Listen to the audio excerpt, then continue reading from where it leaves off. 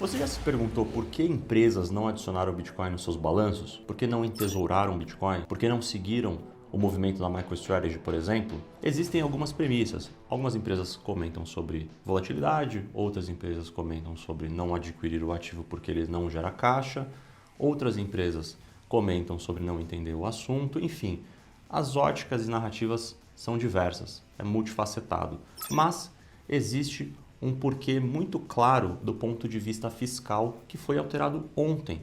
Então, essa mudança tende a abrir portas para grandes empresas, aqui eu coloco Apple, Amazon, Microsoft, Tesla, que já tem uma pequena quantidade de Bitcoin, aumentarem ou adquirirem Bitcoin nos seus balanços empresariais. Até ontem, tinha um travamento sério do ponto de vista contábil, que é o CAMT, Corporate Alternative Minimum Tax, ou seja, uma taxa mínima de 15% em aplicações sobre o lucro contábil. Ou seja, aqui está o problema. Segundo as regras do FASB, o Bitcoin entrava com um valor justo, ou seja, a empresa que tivesse Bitcoin nos seus balanços teria que pagar um valor contábil em cima dele, mesmo que o lucro não fosse realizável, ou seja, mesmo que a empresa só tivesse Bitcoin, ela não efetivamente vendesse o Bitcoin, ela tinha que pagar ali em cima da valorização dele um percentil de impostos. Ou seja, era um imposto sobre papel. Então isso travava que qualquer CFO sério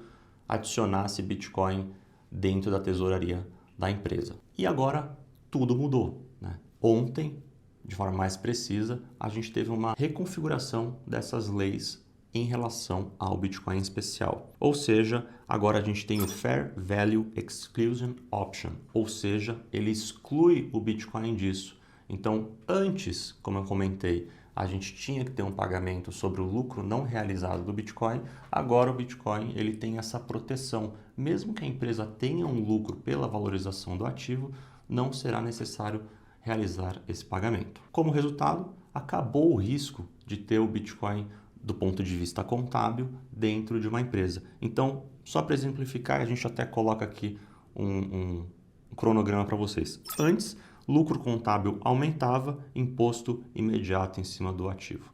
Agora, o lucro contábil aumenta, o imposto é zero até a venda. Então, um cenário muito mais convidativo para as empresas adicionarem Bitcoin dentro das suas tesourarias. Então, agora, CFOs podem avaliar o Bitcoin da mesma forma que avaliam, por exemplo, a adição de bonds para os caixas, a adição de outras ações para a caixa, a adição, por exemplo, também do ouro na composição de tesouraria, de caixa da empresa. O Bitcoin entra no mesmo escopo. Então, isso tende a abrir um mercado muito grande de fluxo de dinheiro passivo, ou seja, de empresas que têm ali um caixa parado, adicionarem um pouco de Bitcoin. E aqui, quando eu falo pouco, é pouco mesmo. 1%, 2%, 0,5%, algo muito pequeno que já faz uma diferença enorme.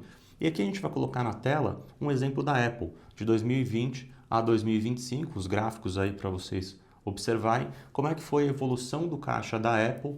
E aqui a gente coloca com chips, com T-bills, com 1% em Bitcoin. E vocês veem que em todos os cenários, 1% de Bitcoin amplifica muito os ganhos e que antes teria que ter um pagamento fiscal, né, de 15% ou mais em cima disso, agora não vai precisar mais com essas novas regras fiscais que entraram em vigor lá nos Estados Unidos. Ou seja, como eu disse anteriormente, abrindo aí um leque de opções para os CFOs, empresas, etc., adicionarem Bitcoin nos seus balanços. Então, agora fica a próxima pergunta aí no ar. Qual que vai ser a próxima empresa de tecnologia, que não vai ser de tecnologia, que vai adicionar Bitcoin nos seus balanços? Vale ressaltar que em dezembro de 2024 a gente teve, por exemplo, uma reunião da Microsoft para ver se adicionava Bitcoin ou não nas suas reservas.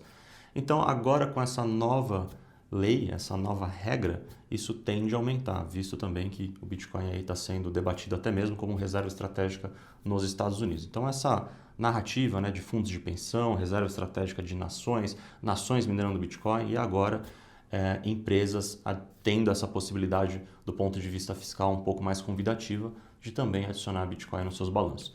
Então, espero que vocês tenham gostado do vídeo. Manda esse vídeo para aquele seu amigo que não entende um pouco sobre essa alocação estratégica de Bitcoin, que não entende ou pode ficar curioso para entender um pouco mais. E até o próximo vídeo.